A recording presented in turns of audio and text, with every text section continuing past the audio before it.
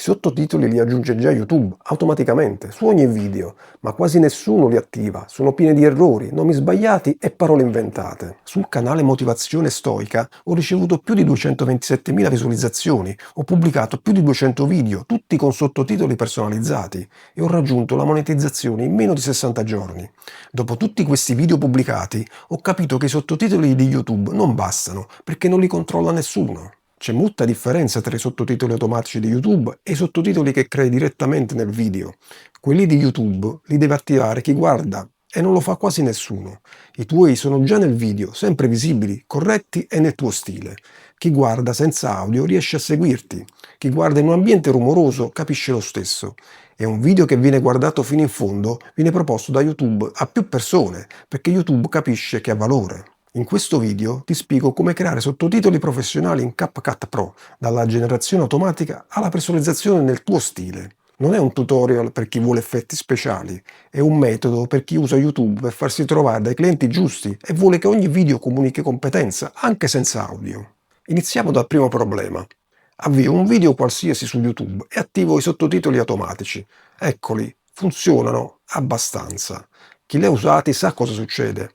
Un nome proprio scritto in minuscolo, una parola tecnica trasformata in qualcosa di incomprensibile, una frase che con la tua voce aveva significato e nel testo non ne ha più. YouTube fa del suo meglio, ma non conosce il tuo linguaggio e i tuoi clienti. Il secondo problema è più importante. Per vedere questi sottotitoli devono essere attivati manualmente, cliccando ogni volta. La maggior parte delle persone non lo fa, non per pigrizia, ma perché non ci pensa. Il terzo problema è il brand. I sottotitoli di YouTube sono testo bianco generico, uguali su tutti i canali, su tutti i video, per tutti i creator.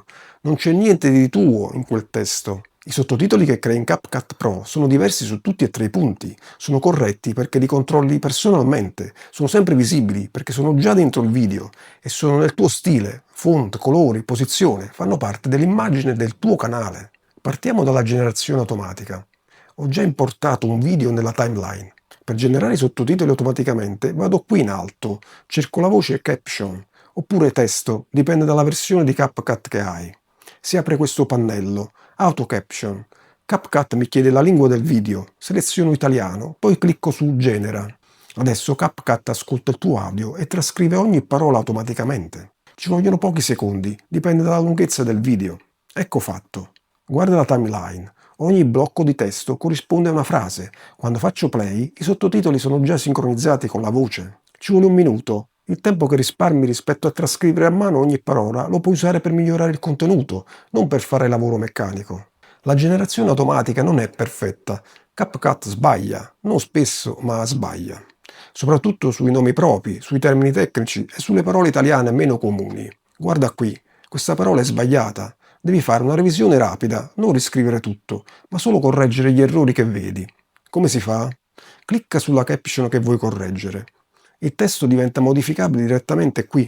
Cancella la parola sbagliata e scrivi quella corretta. CapCut salva automaticamente. Una pausa veloce. Se mentre segui questo tutorial hai una domanda su questa funzione, su un passaggio che non è chiaro, su qualcosa che nel tuo CapCut funziona diversamente, ho una community gratuita su School dove puoi chiedermelo direttamente. Non è un forum dove aspetti giorni, è una community dove chi fa video seri si confronta e ottiene risposte pratiche.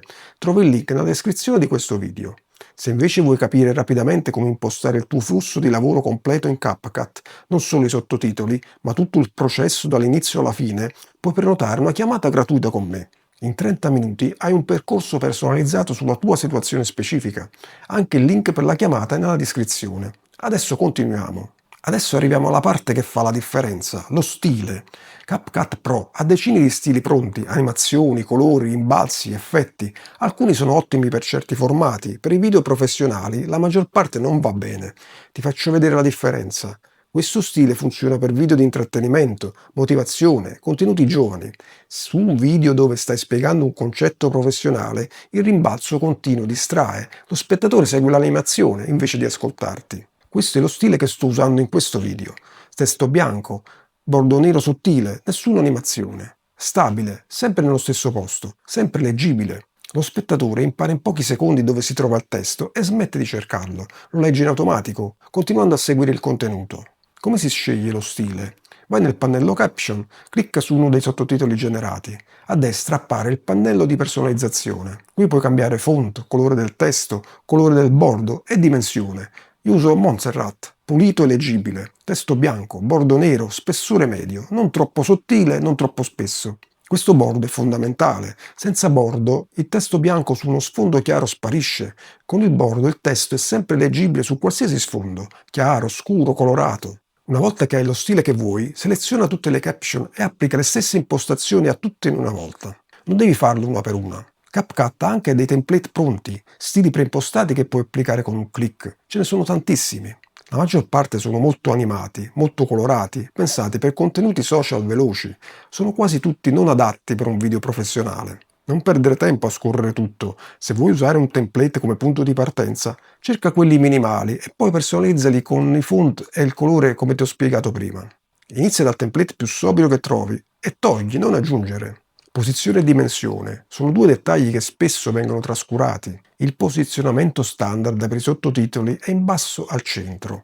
Funziona nella maggior parte dei casi, ma c'è una regola fondamentale: non coprire mai la tua faccia. Se la tua faccia è al centro del fotogramma e il sottotitolo la copre, lo spettatore non sa dove guardare. Sposta il testo sotto o sopra, se in basso c'è qualcosa di importante da vedere. La dimensione del testo deve essere più grande di quanto pensi sia necessario.